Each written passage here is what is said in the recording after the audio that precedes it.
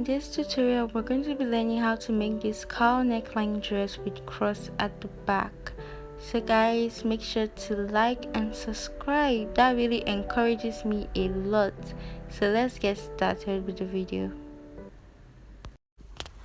So I divided this video into two equal parts, and this is the first part where we're going to be drafting the pattern, because I noticed people like shorter videos and long videos, so I'm going to be trying to make my videos short.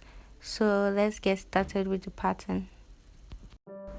To get your top line from the top of your paper, you're going to be coming down by 1 inch. This is going to serve as your guideline.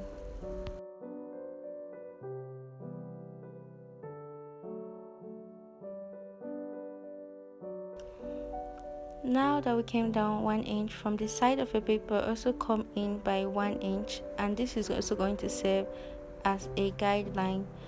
You can use any amount of inches you want. This is just so I can't mark from the end of my paper there. So now that we've gotten that, we're now going to be placing our shoulder measurement, and to place your shoulder measurement, you're just going to place it on your top line, and my shoulder measurement, you're going to place your shoulder measurement divided by 2.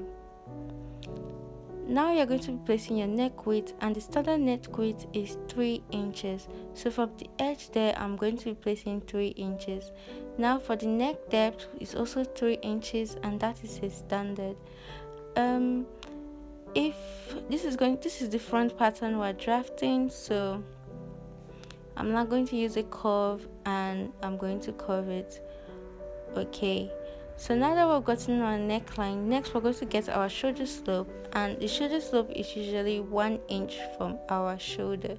So I just mark 1 inch from that shoulder point over there, and now I'm connecting. So now I'm now going to connect this back to my neck width using a straight line. Now that we've gotten our shoulder, you have to find the midpoint of your shoulder, and the reason why we're doing this is so that we can place our measurements. So now that I've gotten the midpoint, from that midpoint I'm going to be placing my shoulder to bust measurements, which is also your shoulder to nipple. So I'm now going to be placing my shoulder to bust measurements.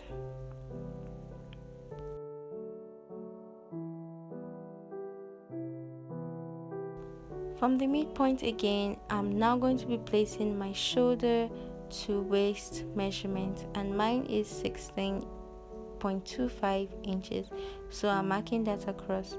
So this is going to be my waistline, and I'm going to be marking my hip depth from my waistline. Why did we do this? This is because the hip depth measurement is usually taken from the waistline and not the shoulder. So I'm marking my 10 inches hip depth across my paper and squaring down.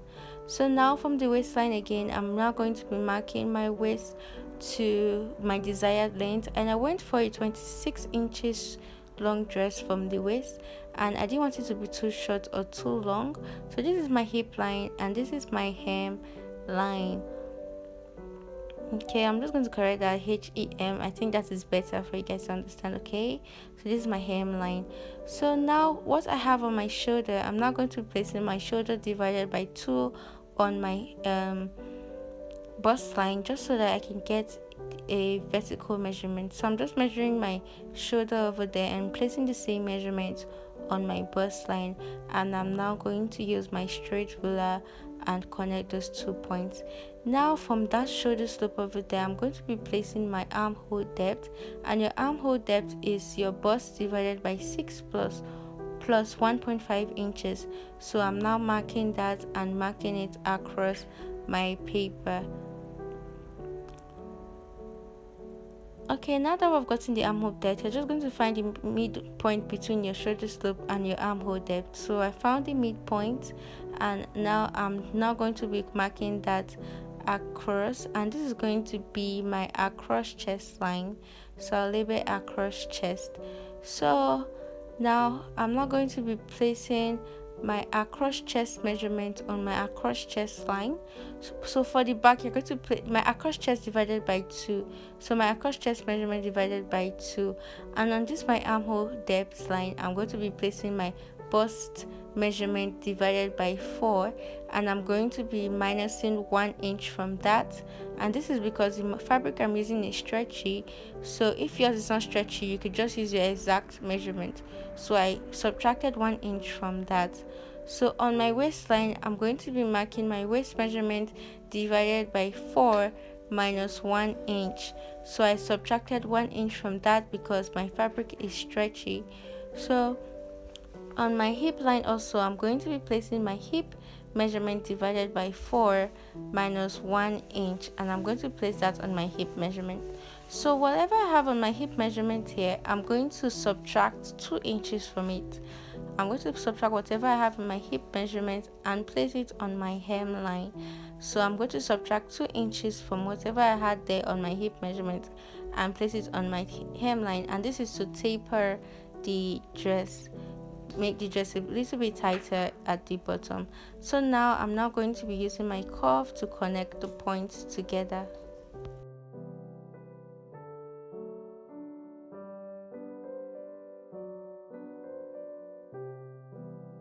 So I'm just going to blend the hip a little bit because the hip is not straight, sorry, it's not pointed. So I'm just going to blend the hip a little bit with a curvy pad, and I'm just going to be using my free hand to like blend the waist also because the waist is not pointed. Okay, what I like to do is from my bust line, I like marking my bust radius just to know how deep I want my neckline to be. So this is not compulsory. So I have 6 inches. So I guess 6 inches actually almost works for everybody. So I'm now going to be placing 6 inches. I'm placing 6 inches from my top line across the paper. So you can go lower than 6 inches, you can use 7 inches, it depends on how low you want it to be. So now that I have my new neckline, so I'm just going to mark this, and this is going to be like my new neckline. So that's my new neck depth. So now from my armhole, I want to make my armhole a little bit deeper. So I'm going to be coming down by 1 inch from my armhole. So I'm just going to make my armhole so I'm just taking my tape and I came down 1 inch from my armhole just so that you guys can see it, and I'll just use my French curve or my and I'm just going to I don't want a curvy line, so I'm just going to use kind of like a straight line to connect back to my armhole or back to my new neck depth. Remember, our new neck depth is 6 inches from the top line. You can go as deep as you want. So I marked that, join that to my new neck depth. So that is it. So I'm just going to be using another pen to highlight it so that we'll not be confused. So I used a green pen to highlight it so that we can know what we're working with. So this is it. So now we're now going to be doing some alterations, and I'm going to be marking slash lines. I'm just going to be marking lines from my new neck depth. I'm just going to mark any amount of lines I want. There's no maths or whatsoever, just continue marking till you are satisfied. And now after marking, I'm now going to be cutting or slashing through these lines. But before slashing, I notice that I'm not supposed to slash this line that I'm slashing right now, which is the neck depth line, and I taped that back when I was done. So I'm just using my scissors to slash to the armhole and not through. So this is how I'm slashing to the armhole and not through. Don't slash the last line. So I tape back down the neck depth line because I'm also supposed to cut that first line that you see there, which is my neck depth line. So I taped it back down, but I cut the other lines like so. So now I'm just going to be spreading this on a piece of paper as wide as I want. Okay, so I'm now going to get a new piece of paper and I'm going to spread this. So I've put this on a new pattern paper underneath it, so before I do any other thing, I'm just going to cut this part away because we do not need it anymore. So I'm just cutting it away.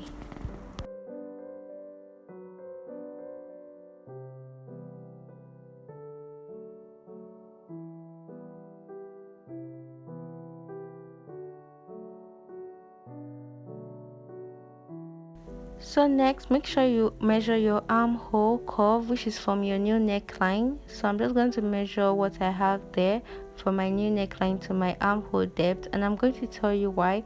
And I got 3.5 inches, and I'm just going to be keeping that measurement aside. So now I've spread it and I've taped it down, and I used about one inch.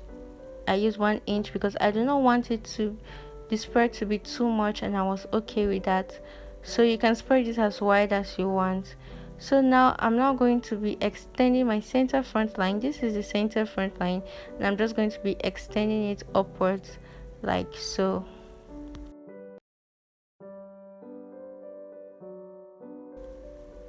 So now I'm also going to be extending my neck depth to the new center front line like so. So I'm just cutting away this excess part from my armhole because I noticed it was folding in too much. Okay, it doesn't really matter, it's because paper is there, that's why it's folding. So if you just did like that, doesn't really matter. So this is what we have. So next, remember that stuff I told you to measure, which is your armhole. Remember we measured the armhole and I got 3.5 inches. So for my neck depth, I'm going to be placing 3.5 inches, and this is the part we're going to be folding in when we are sewing. So you're going to see why we did this. So oops, because the paper wasn't enough, so I'm just going to add extra. So I've added it, and now I can continue placing my 3.5 inches till I get to the end.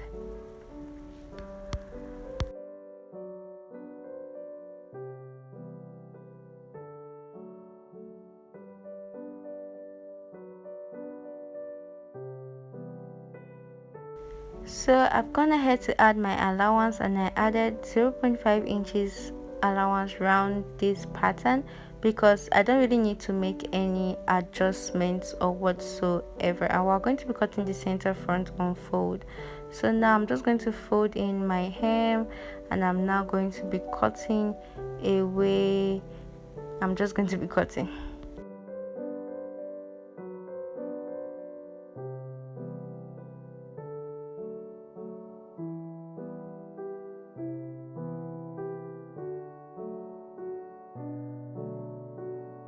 So guys, here we have our back pattern, and to draft your back pattern is the same as the front. The only difference is your neck depth.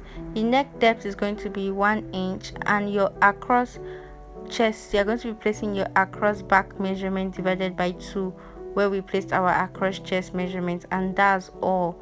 So now I'm just going to be placing